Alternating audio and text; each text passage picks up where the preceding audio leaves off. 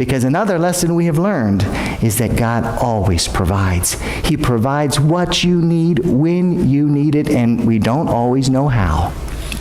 My favorite story about God's provision happened last year when we were asked to provide for the youth group, which is a group of about 100 people ranging from 16 to 30. That's the youth group. And over 100 people.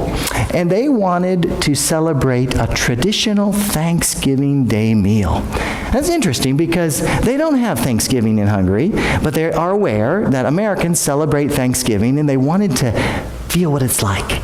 So we were super happy to get to plan for them and with them a traditional American Thanksgiving Day meal. So what do you think we had? Well, you got to have pie, right? If you're going to have Thanksgiving Day meal, you got to have pie, stuffing or dressing, of course, potatoes, lots of potatoes, and turkeys. What would Thanksgiving Day be without a turkey or two?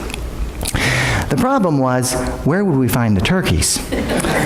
Because in Hungary, they have turkey meat, and you can find the meat at the grocery stores, but they don't serve the whole bird like we do for Thanksgiving.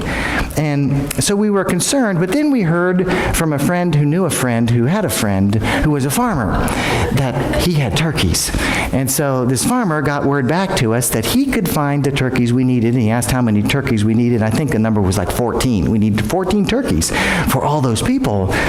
Well, about 3 days before the meal, we called our friend who knew the friend who had a friend who was a farmer about the turkeys, and there was bad news. He didn't have the turkeys. So we were very concerned about how to find turkeys. And what do you do when you're 14 turkeys in the hole? The only thing you can do, you pray. And so we prayed. In fact, some of you probably prayed because we sent out a message asking for prayers for that. And we were hoping that we could just find one turkey. If we just find one turkey, we could have it on display and serve everybody chicken and tell them, well, it's close. Well, Amanda heard that there was a store that might have some turkeys, whole turkeys. So she went to the store, she found somebody who spoke English, and that was a blessing, and she communicated we needed these turkeys, and he asked, well, how many turkeys do you need? And again, we were thinking if we just had one turkey, it would be great. She said, well, 2 or 3, but honestly, I really need 14 turkeys. And his eyes got real big, and he said, you wouldn't believe this, but yesterday we received a shipment of 15 turkeys. I didn't know what I was going to do with these turkeys because nobody here eats them. Amanda bought all of those turkeys.